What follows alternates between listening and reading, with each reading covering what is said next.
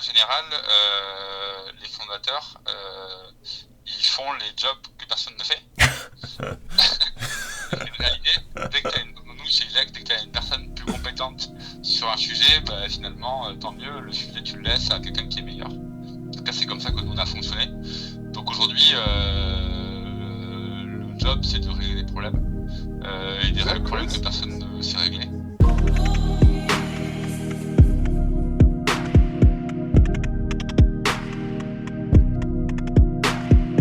Bonjour à toutes et à tous, je suis Eddy et vous écoutez un nouvel épisode du Brand Podcast.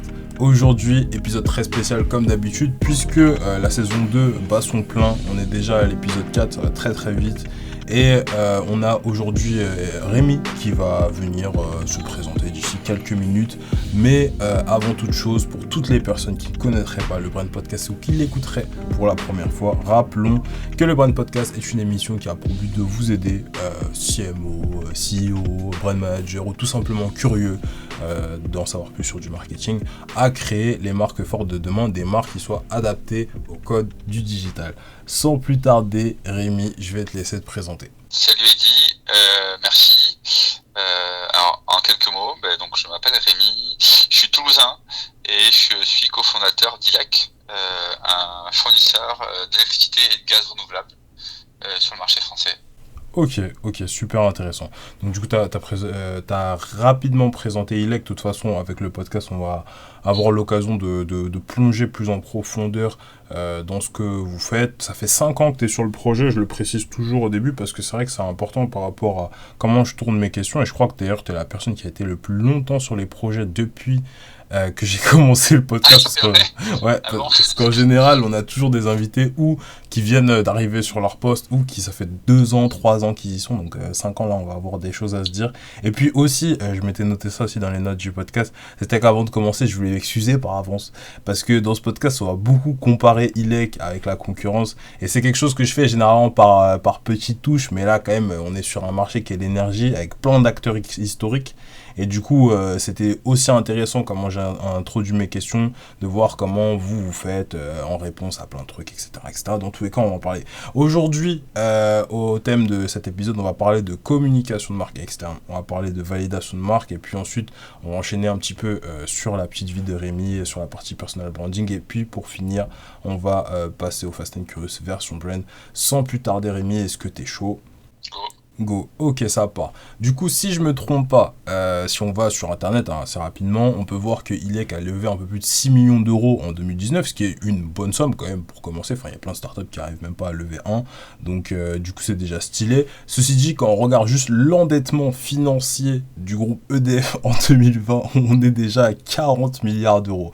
Et du coup, ça donne un petit peu une représentation de à quel point le combat, entre guillemets, que vous êtes en train de mener et un challenge assez important parce que bon c'est un challenge plutôt colossal. Et du coup moi il y a une première question qui m'est venue en tête dès que j'ai commencé à écrire le truc, c'est par quel canal d'acquisition / de communication en fait on commence pour construire une marque comme ça, parce que quand on est face à des acteurs historiques qui ont de toute façon plus de budget que nous, comment on fait, enfin, on répartit comment le budget, on commence par quoi, enfin, est-ce que tu peux nous donner un petit peu des clés par rapport à ça? Alors par quoi on commence ? On commence par plein de choses et par pas grand chose, puisqu'on on teste son produit sur un marché.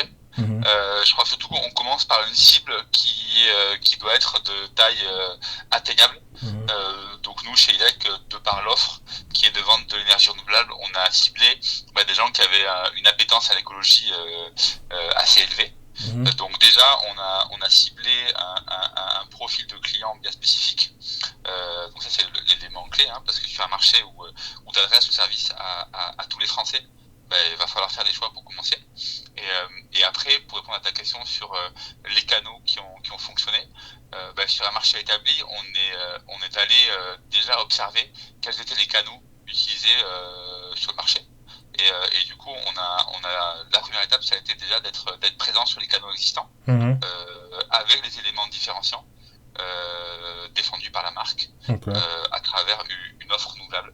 Donc derrière les canaux différenciants, il y a des comparateurs d'énergie, il y a être présent sur les moteurs de recherche. Voilà. C'était vraiment la base déjà, avec une personne qui a envie de changer de fournisseur, qui plus est un fournisseur vert, et puisse nous retrouver sur les plateformes qui citent et qui décrivaient les différents fournisseurs existants sur le marché. Ok, ça marche. Je voudrais juste rebondir sur ce que tu viens de me dire. Tu m'as parlé de comparateurs d'énergie, etc., etc. Et une question qu'on n'a pas trop abordée encore dans le podcast, c'est la répartition budgétaire. Parce que forcément, pour faire des tests, il faut du budget pour aller chercher des choses. Et du coup, forcément, il y a aussi des canaux qui vont être moins rentables que d'autres. Déjà, de votre côté, c'était quoi les canaux les moins rentables? Et comment est-ce que en combien de temps est-ce que vous arrivez à savoir que, ok, ici c'est pas rentable, il faut switcher, c'est combien de temps les durées de test, et surtout en termes de budget, en pourcentage, comment est-ce que vous répartissez tel canal c'est tant de pourcents, tel canal c'est tant de pourcents, etc., etc. En fait, la répartition, il y a deux types de budget. Il y a le budget branding et le budget perf. Globalement, le budget branding, tu l'abordes plutôt quand la boîte est structurée et quand tu commences à saturer tes canaux qui, eux, sont 100% perf. Donc ça aussi, c'est un arbitrage que tu fais plutôt en temps 2. D'abord, tu es focus sur la perf, et après, tu es focus sur des formats ads qui du coup, amènent à un ROI qui est dans un temps qui est plus long. Donc ça c'est la première réponse. Et à partir de quel moment tu considères que le test il est intéressant? En fait, je pense que l'élément très important, c'est au début d'un test, c'est de définir, faut que le test il soit significatif à partir d'un nombre d'inscriptions. Si on part du principe que mon test c'est d'avoir des gens qui s'inscrivent, en fait, si tu veux, faut que tu aies un nombre d'inscriptions qui soit le plus petit possible en termes de valeur, et en même temps qui soit significatif. Je m'explique. Si tu veux faire un test et que tu peux avoir une inscription pour dire que ton test il est positif, en fait entre 0 et 1, tu as beaucoup de chances d'avoir un résultat qui n'est pas significatif. Donc tu vas te dire à partir de 10 ou 20 inscriptions, je commence à avoir un test qui est significatif. Et donc je prends cette cible qui est mon objectif. Je mets du coup derrière le budget pour atteindre cet objectif, et donc cet objectif il est le plus petit possible, et donc dès qu'il est atteint, je regarde si économiquement je peux le tenir si j'augmente le volume et si je fais quelques améliorations. Donc le point de départ, c'est définir au début l'objectif le plus petit possible. Ok, ça marche parfaitement clair. Ça, c'est plus un guess de ton côté. Enfin, je pense que plus qu'un guess, c'est aussi une observation et un peu de croyance, tout ça. Vous avez eu le temps d'essayer plein de choses en 5 ans. Pour toi, c'est lequel, si tu devais en choisir qu'un seul, le canal qu'il faudrait privilégier pour que ILEC explose d'ici les 5 prochaines années? Alors, pour qu'ILEC explose sur les 5 prochaines années, c'est des canaux, du coup, mass média. Donc, on va dire la télévision. Donc la télévision, du coup, on va partir sur ça. Et on va continuer le podcast en parlant un peu plus de loyauté. Parce qu'une fois qu'on arrive à trouver le bon canal, il faut réussir à conserver ses clients forcément. Et du coup, à ce moment-là, il y a une notion qui revient, c'est le NPS. Le NPS, on a eu le temps déjà d'en parler dans quelques épisodes, notamment un épisode avec Luco, si vous ne l'avez pas écouté dans la première saison. Mais pour ceux qui savent pas, c'est un modèle de référence qui permet de scorer sur une échelle de 1 à 10 pour répondre à la question à quel niveau est-ce que vous recommanderiez la marque à votre ami, ce genre de choses.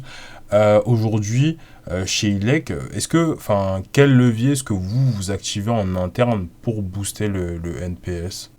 Alors, nous, on n'a pas pour objectif le NPS permet de quantifier le niveau de satisfaction des clients.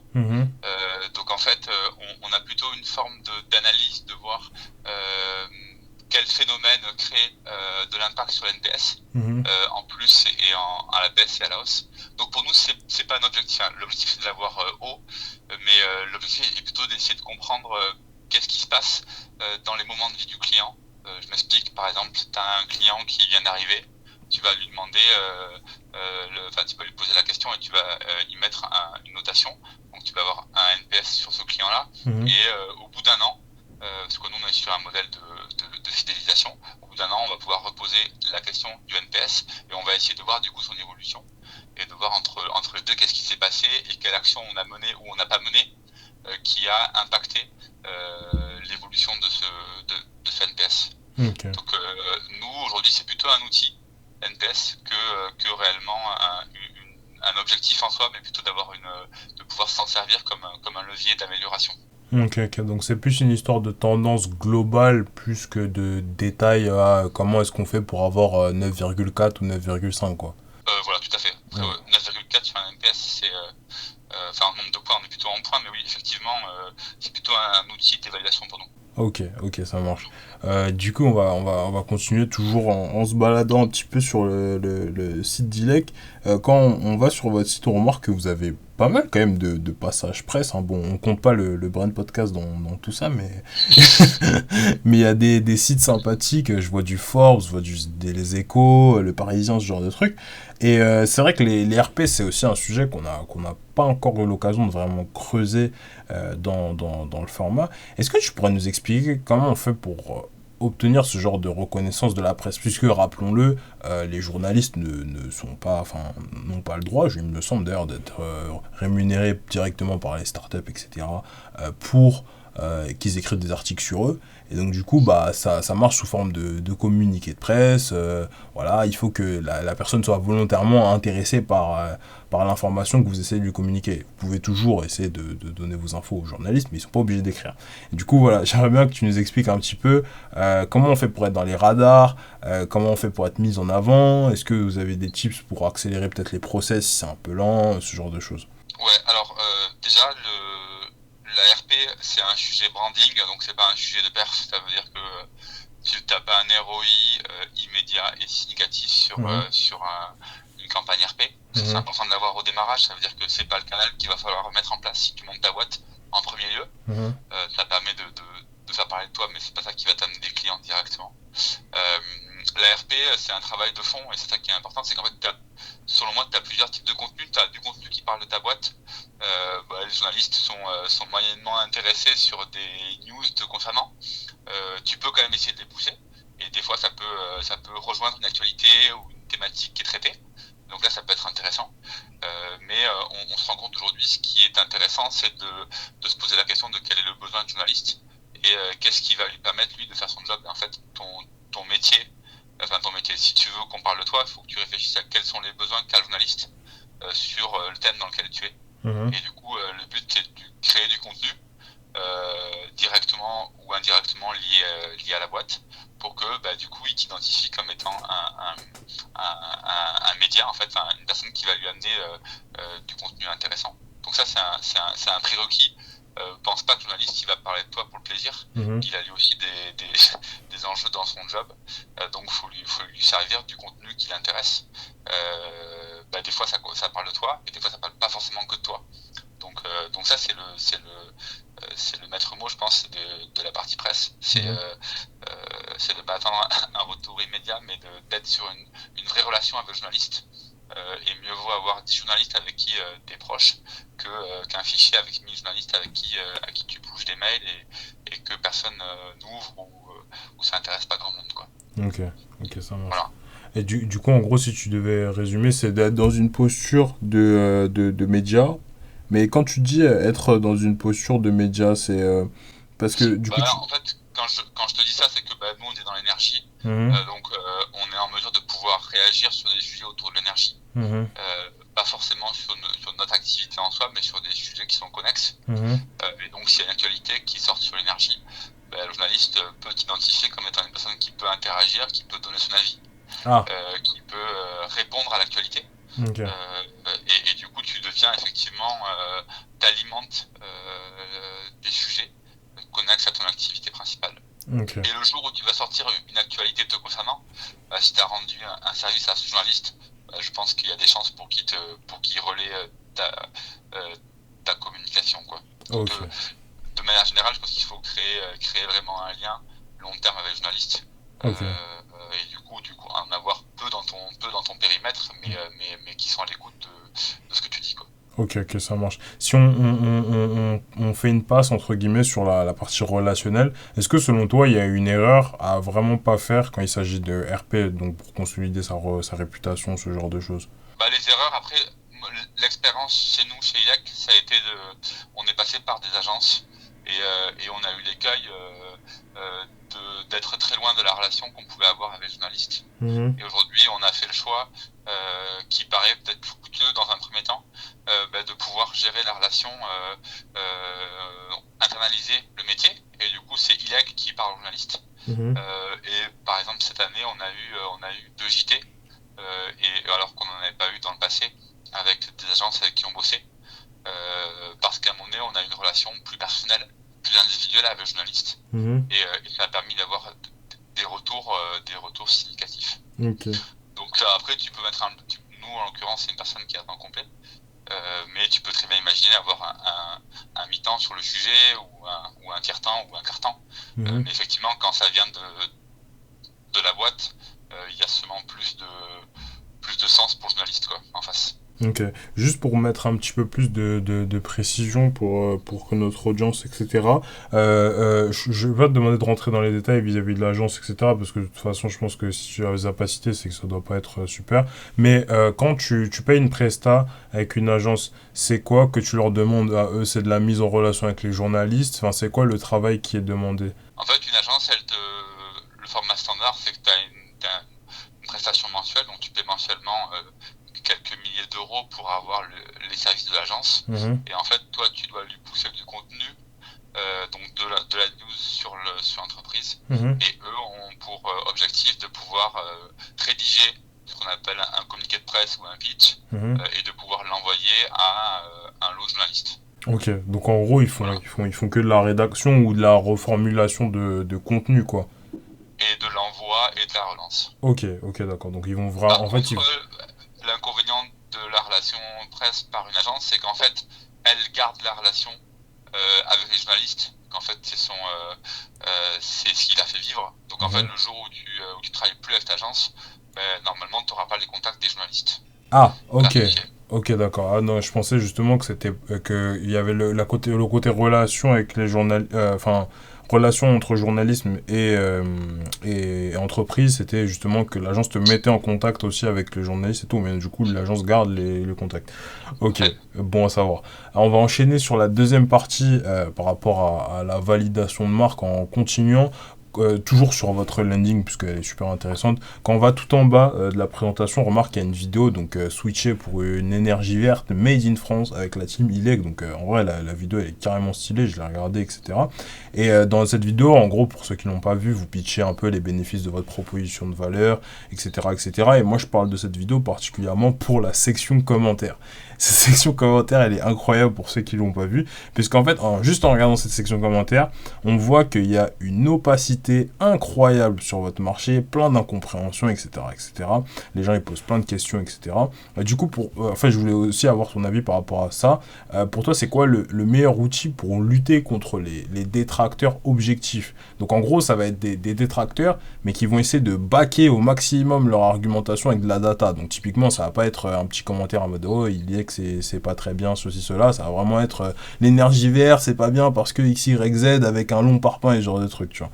Donc, est-ce que tu aurais une petite astuce pour nous? Alors déjà, quand tu as des détracteurs, c'est bon signe. Ça veut dire qu'en fait, tu déranges et potentiellement, il y a des gens qui sont en opposition avec ce que tu dis. Ça veut dire que déjà, des gens entendent ton message. Certains disent oui, certains disent non.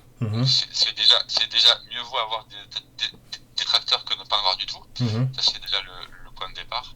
Et je pense que même plus tu en as, dans une proportion, toute proportion gardée, mais plus tu en as, c'est-à-dire plus tes messages sont diffusés. Et après, nous, effectivement, pour ce qu'on va appeler la modération, on est répondre à des détracteurs sur des commentaires. En fait, on travaille sous forme on collecte l'ensemble des remarques ou des commentaires, et on a fait un gros boulot dessus.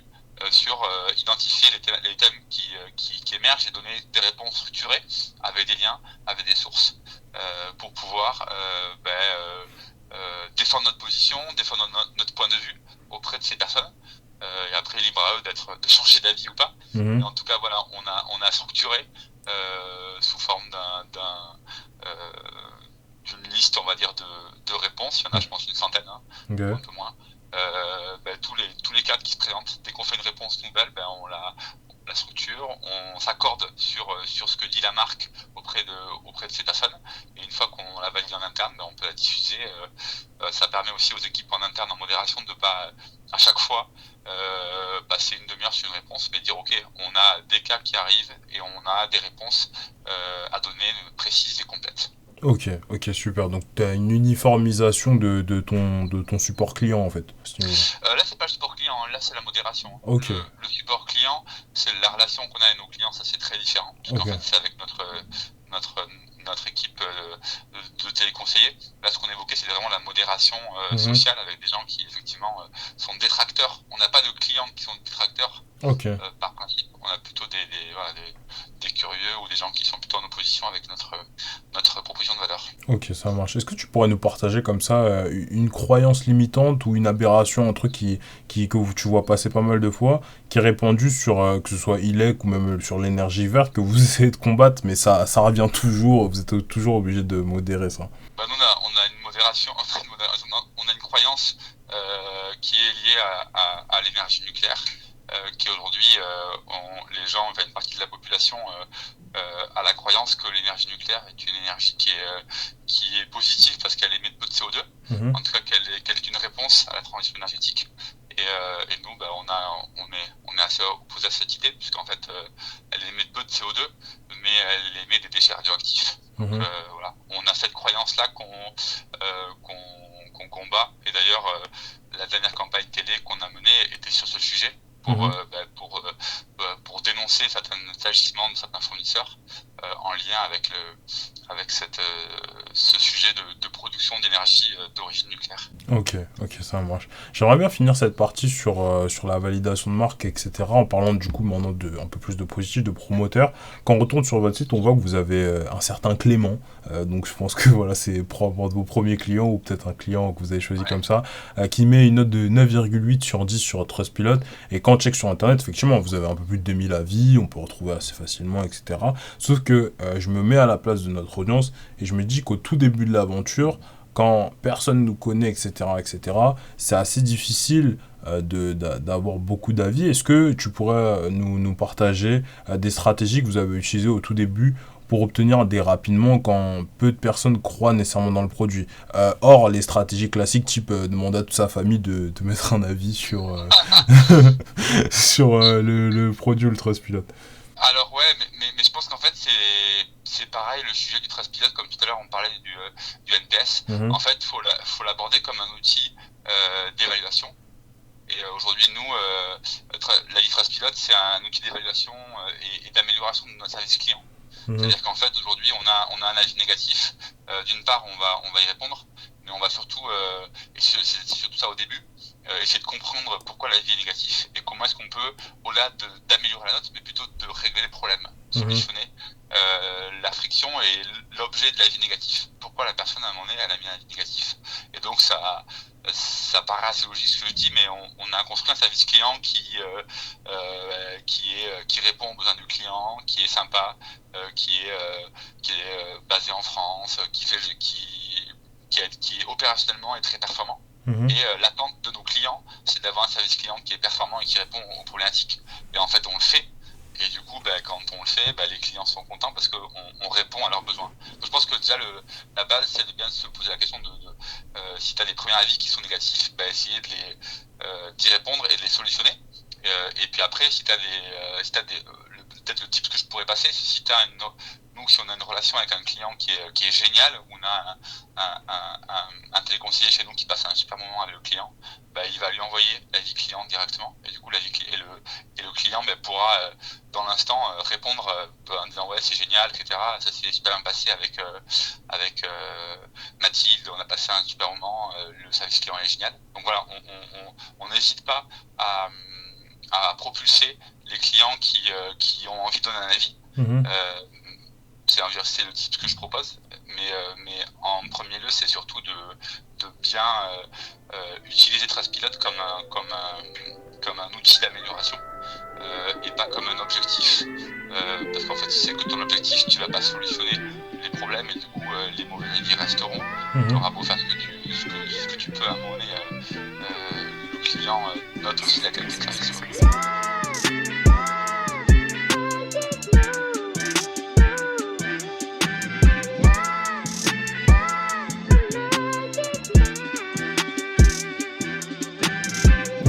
donc en gros, ce serait, si je devais résumer, de se concentrer sur le process global et pas sur l'objectif de note, quoi, de notation, et de capitaliser aussi sur la temporalité au moment de la satisfaction client, quoi. Donc si le mec il est content maintenant, bon bah on lui donne l'avis maintenant, histoire que... Ouais, alors ça, c'est-à-dire qu'en fait, tu vas te rendre compte chez nous, dans l'énergie, envoyer tu vois, la personne dans le moment, elle a fait son inscription, bah, si tu lui demandes 6 mois après, tu vois, elle va peut-être pas forcément prendre le temps de te donner un avis, elle va le faire dans l'instant, quoi. Ok, et ça dépend les business, hein, mais c'est adapté aussi le bon moment pour que le client donne son avis, quoi. Ok, ça marche. Bon, bah, du coup, j'avais une toute dernière question, et celle-là, elle est en rapidos. On a 5 minutes avant de passer sur la partie plus personal branding. C'est quoi ton avis sur les avis augmentés? Donc, en gros, c'est le fait de privilégier des témoignages clients qui sont directement en audio ou en vidéo, plutôt que d'avoir des témoignages textuels, parce qu'aujourd'hui, on a quand même beaucoup d'avis, d'étoiles par-ci, d'étoiles par-là. Et c'est vrai qu'il peut y avoir quand même une dilution du niveau de proximité que les clients ils peuvent avoir avec tous ces avis, parce qu'il y a pas mal de gens qui ont aussi fake plein de trucs. Donc du coup, est-ce que t'as un avis sur ça? Voilà, c'est une question ouverte. Moi je pense que ce qui rassure les gens, c'est c'est le quantitatif et pas le qualitatif. Les gens ont besoin de voir qu'il y a une quantité d'avis. Donc ça c'est un élément important, c'est-à-dire que à partir de 1000 avis, je pense que tu commences à dire ok, t'as pas effectivement la famille qui est venue mettre un avis. Donc je pense qu'il y a un prérequis d'avoir beaucoup d'avis, d'avoir une base d'avis minimum. Après sur le format vidéo ou audio, je t'avoue que je connais pas de boîte qui l'ont expérimenté et qui s'appuie dessus pour rassurer le client. Germinal a essayé de le faire. D'accord. Je connais pas le modèle. Je sais juste par contre qu'il y a un sujet aussi, c'est pas forcément le client il va chercher les avis négatifs. Tu vois, nous chez ILEC on est à 4,9 sur 5. Il y a quelques avis qui sont négatifs et je pense que les clients vont les chercher et vont se rassurer sur ok, c'est quoi un avis négatif, de quoi parle le client qui met 1 sur 5. Et tu vois l'importance du problème, quoi. Est-ce que c'est juste que le client il a attendu une minute de plus parce que le service était débordé, ou est-ce que le client il a eu un problème grave et donc en tout cas pour moi l'avis écrit reste le meilleur moyen parce que les gens sont indépendants et peuvent donner un avis et à l'entreprise de pousser les avis, les positifs comme négatifs, ce qui permet de pouvoir être assez transparent vis-à-vis du client. Ok, parfaitement clair. Bon, bah du coup, sur ces belles paroles, on va enchaîner sur la partie personal branding en parlant un petit peu plus de toi. Je pense que déjà là, nos 30 premières minutes sur ILEC sont remplies de valeur pour nos auditeurs. Voilou. Après, on va parler un petit peu de légitimité, toujours, parce que bah, c'est vrai qu'on est quand même dans le sujet de la confiance, de l'énergie et ce genre de choses. Et il y a un truc, c'est que la légitimité, globalement, c'est ce qui fait tenir une marque debout et c'est ce qui la construit aussi. C'est que si on veut faire durer dans le temps, il faut être légitime. Cependant, quand je vais sur ton LinkedIn, je remarque plusieurs choses dans ton background. La première, c'est que tu as fait un master en finance, accessoirement, et qu'aujourd'hui, tu es CMO d'ILEC. Du coup, voilà, ça c'est la première chose. Et la deuxième chose, c'est qu'avant d'avoir créé ILEC, tu n'avais jamais bossé dans l'énergie. Du coup, j'aimerais bien savoir comment tu fais pour être crédible devant tes équipes au tout début. Parce que maintenant, ça fait 5 ans, il y a des levées, il y a des équipes, les clients, ils sont contents, donc c'est plus facile. Mais au tout début, comment tu fais pour expliquer à tes équipes marketing que voilà, il faut avoir des grandes ambitions quand à la base, t'es pas marketeur et de deux, t'as pas de background dans le truc, quoi. Ok, c'est simple. Dans mon cas, moi qui est personnel, c'est que déjà j'ai monté une boîte avant. Donc j'ai appris sur le tas. Des enjeux de comment on parle à un client, comment on signe un contrat. Voilà. J'ai eu une première expérience. Et puis après, par rapport à gérer une équipe, quand tu montes une boîte, j'étais seul avec mon associé Julien, donc en fait il y avait personne à diriger à part moi. Donc tu montes ton projet, t'as une première personne qui arrive qui est stagiaire, donc t'apprends le métier aussi. Donc il y a une phase d'apprentissage, et même aujourd'hui il y a encore de l'apprentissage dans tous les métiers. On est dans un monde où la connaissance elle est disponible partout, et si t'es curieux et travailleur, en fait t'arrives à apprendre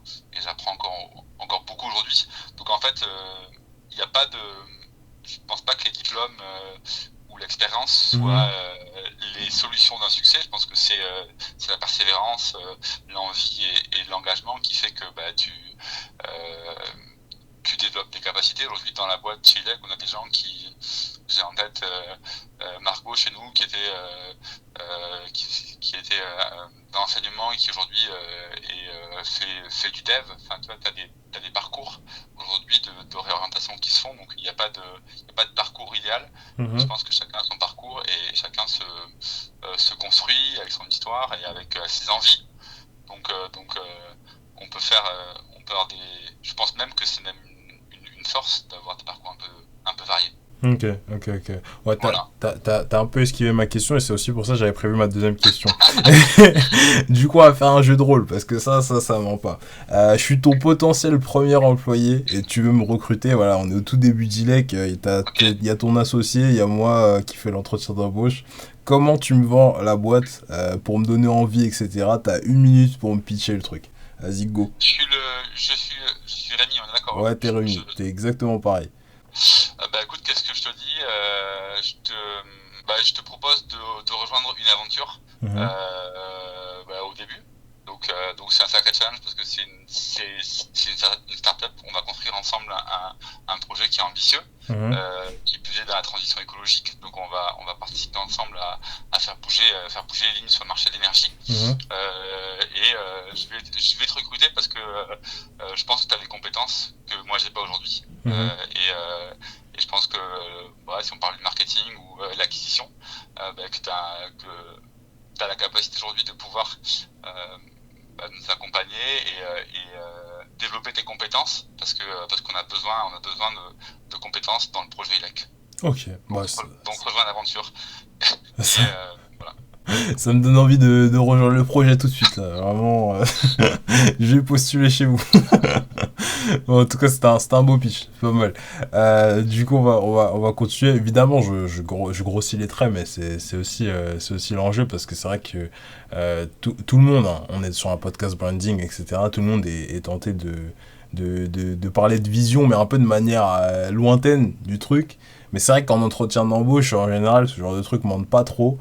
Et pour convaincre des personnes quand elles sont extérieures à la boîte, parce que c'est sûr qu'avec ton associé, peut-être même tes associés, je sais pas si t'en as plusieurs, vous êtes convaincus day one du truc, mais c'est vrai que les gens extérieurs, ça a un peu plus de mal. Donc, du coup, voilà. Pareil, j'avais une autre question aussi, c'était qu'aujourd'hui, en fait, je mets une étiquette de CMO, parce que globalement, c'est ce qui est écrit sur ton LinkedIn, etc. Mais c'est pour simplifier le format. Bien sûr qu'en tant que cofondateur, ton rôle, il s'arrête pas que à ça. Comment est-ce qu'aujourd'hui, toi, tu vois ton rôle évoluer à l'avenir chez ILEC ? Alors, c'est une bonne question. De manière générale, les fondateurs, ils font les jobs que personne ne fait. C'est une réalité. Nous, chez ILEC, dès que tu as une personne plus compétente sur un sujet, finalement, tant mieux, le sujet, tu le laisses à quelqu'un qui est meilleur. En tout cas, c'est comme ça que nous, on a fonctionné. Donc aujourd'hui, le job, c'est de régler des problèmes. Et des problèmes que personne ne sait régler. Donc voilà, mon job à moyen terme, c'est celui-là. Enfin, ça a toujours été celui-là, ça le restera. Okay.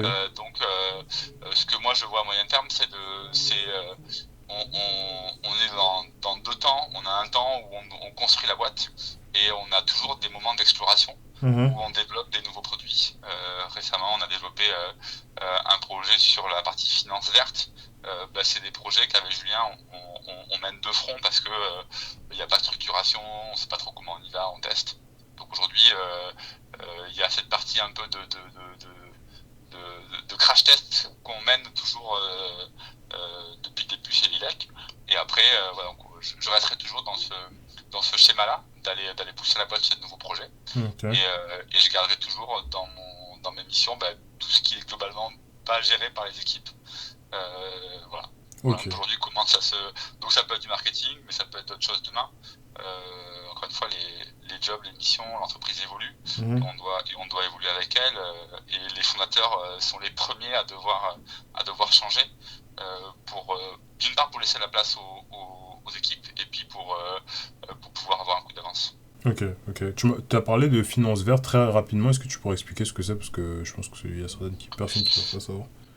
En fait, nous, on en a très peu parlé, mais en fait, on est fournisseur d'énergie renouvelable, c'est-à-dire qu'on achète l'énergie auprès de producteurs et on la vend auprès de consommateurs résidentiels, petits pros. Donc on a un intermédiaire.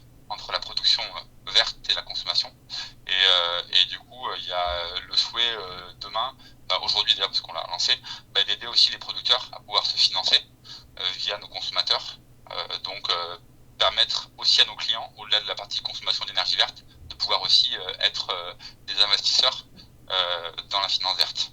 Ok, parfaitement clair. Pour clôturer cette partie plus personal branding, c'est vrai que c'est un truc que j'avais l'habitude de poser comme question, parce que pour le contexte, pour tous ceux qui découvrent de cet épisode, avant ce podcast, j'ai fait un autre podcast qui s'appelait le Corporate Podcast et qui avait pour but d'aider les étudiants. Et du coup, on parlait beaucoup carrière. Et c'est un truc que du coup, j'essaie de mettre un petit peu aussi dans ce podcast ici. Mais c'était une question que je posais pas mal l'année dernière, et en fait, aujourd'hui, c'est vrai que je la pose plus du tout. Mais en fait, aujourd'hui, toi, c'est quoi les sujets / tâches qui te font le plus kiffer dans ton boulot et pourquoi ? Moi, ce qui me fait le plus kiffer, c'est le nouveau projet. C'est sortir des tâches opérationnelles du quotidien et lancer un nouveau projet, donc une startup dans la startup. Ça m'éclate. Il y a du crash test, il y a beaucoup de chances que le truc il émerge pas, mais par contre t'as une petite flamme sur un petit sujet et si ça prend, tu montes une équipe et le projet il développe. Voilà. Moi c'est mon petit péché mignon, c'est de monter des projets comme ça. Ok, t'as une petite âme de VC dans le fond. Non, pas du tout. Non, je sais pas. VC non, parce que je pense que le VC il met pas la main à la pâte. Il est juste investisseur, il décèle les pépites. Moi c'est plutôt d'être dans le sujet et d'essayer de solutionner une problématique dans le problème plus global qui est la transition énergétique, mais comment des petits sujets autour du deck peuvent débloquer des plus gros sujets à l'échelle de la boîte. Ok, ça marche. Bon, on va passer à la partie Fast and Curious version brand. Fast and Curious, concept de Combini. Version brand, on a adapté ça au brand podcast. T'as 3 propositions, tu choisis entre l'une et l'autre le plus rapidement possible. Rémi, est-ce que t'es chaud ? Grave. Ok. Pour la crédibilité, t'es plutôt grosse tour ILEC à la Défense ou photo avec le président de la République ? Choix 1. Grosse tour ILEC à la Défense. Ce qui a eu le plus d'impact pour la réassurance selon toi, les passages presse ou les avis utilisateurs ? Avis utilisateur. Si ILEC ne devait garder qu'une seule couleur, ce serait plutôt du jaune ou du vert ? Du vert. Ok, et pour finir, Rémi, c'est à toi. Quelle est ta question pour moi ? La question, c'est une question en lien avec l'écologie. Ok. Je sais pas quel est ton niveau d'appétence sur le sujet, mais si tu avais un truc à solutionner dans le sujet transition énergétique, c'est quoi que tu solutionnerais ? Alors là, alors déjà, je vais quand même mettre beaucoup de contexte vis-à-vis de tout ça. C'est-à-dire que, bon, pour ceux qui ne me connaissent pas, je rentre plutôt en master à l'EM Normandie l'année prochaine. Et du coup, depuis la première année, on a eu la pléthore de cours sur le développement durable, sur la RSE, ce genre de choses. Et je t'avoue que j'ai adoré cet épisode, hein, mais ça m'a fait extrêmement chier ces cours. Vraiment, c'était une force absolue. Parce qu'en fait, j'ai toujours eu des profs sur ces sujets-là qui étaient chiants à mourir. Des cracks exceptionnels, hein, vraiment, tous avec des CV incroyables, des expériences de fou, en général sur des sujets ultra avancés, donc des problématiques pas mal. Mais moi, franchement, ça me... En fait, c'est super loin dans mon esprit. Du coup, je me sens minuscule vis-à-vis de tous les trucs qu'on nous expose. Et puis, surtout, il y a un espèce de truc, et c'est pour ça que j'adore aussi ILEC et que je tenais à t'inviter sur le podcast, c'est que, en fait, très peu de personnes l'abordent positivement, tu vois. En mode, il y a des problèmes, mais on peut y faire quelque chose, tu vois. C'est très souvent, il y a beaucoup de problèmes, et on est très très dans la merde. Et du coup, j'ai un peu de mal avec tenir ce genre de matière, etc. Mais aujourd'hui, si je devais revenir à ta question et solutionner une problématique, qu'est-ce que je prendrais ? Parce qu'au niveau de la transition énergétique, on a beaucoup de trucs. J'aime bien ce qui a été fait au niveau des ODD, donc avec les objectifs développement durable, etc. Mais moi, j'aimerais bien qu'on se les répartisse par pays et que chaque pays en fasse vraiment un. Parce que tous les pays te disent qu'ils vont tous les faire un petit peu, et t'as des boîtes qui disent qu'ils se mettent sur celui-là et sur celui-ci, mais j'ai l'impression que c'est un peu un poil de la poudre aux yeux, tu vois. Et du coup, moi, j'aimerais bien avoir un truc où, tu vois, l'Union Européenne, ou je sais pas, même pas l'Union Européenne, nécessairement, parce que c'est peut-être un peu gros, mais tu vois, qu'un pays se dise, bon, bah, cette année-là, on va essayer de vraiment résoudre ce problème-là dans les ODD, on en prend un seul, et toute l'année, on fait que ça, tu vois. Pour voir si ça peut vraiment faire un réel changement, ou si c'est juste un truc qu'on s'est dit, bon, bah, on va en été, je sais pas, à l'accord de Paris, on va se mettre une petite loi, un truc, ça va faire bien, et puis on va pas le faire, en fait, tu vois. Parce que c'est vrai qu'il y a beaucoup, et c'est aussi pour ça, pareil, que je disais que je te tenais à t'inviter, parce qu'il y a beaucoup de choses pas claires, et de choses qui sont dites, qui vont être faites, mais qui sont pas faites, et du coup, on comprend pas trop, etc., etc. Du coup, ouais, moi, vraiment, ce serait sur les ODD, avoir une vision claire de qui doit faire quoi, concrètement, et pas que à l'échelle d'un État. Enfin, je veux dire, moi, demain, je veux contribuer aux ODD, concrètement, comment j'échelonne le process pour qu'à la fin de l'année, je sois good sur X, Y, Z KPI qu'on aurait tous défini collectivement à l'échelle de mon pays, de ma région, ce genre de truc, tu vois. Et puis avoir un truc qui soit plus clair pour tout le monde, quoi. Je pense que déjà, si on arrive à faire ça, on aura fait un très grand pas.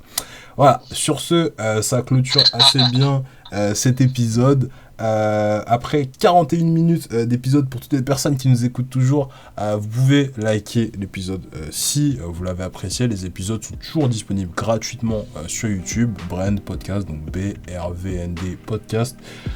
Toujours disponible aussi sur toutes les plateformes de téléchargement, de streaming plutôt. N'hésitez pas à nous mettre 5 étoiles sur Apple Podcast, ça fait plaisir, à mettre des reviews. Les reviews, c'est ce qui aide aussi à faire remonter le podcast dans la catégorie marketing, donc ça aide. Si vous avez un petit peu de temps et que vous avez apprécié l'épisode, que ça vous a donné de la valeur, n'hésitez pas à le partager, ce genre de choses. En tout cas, moi, c'était un plaisir de faire ce petit épisode avec toi, Rémi.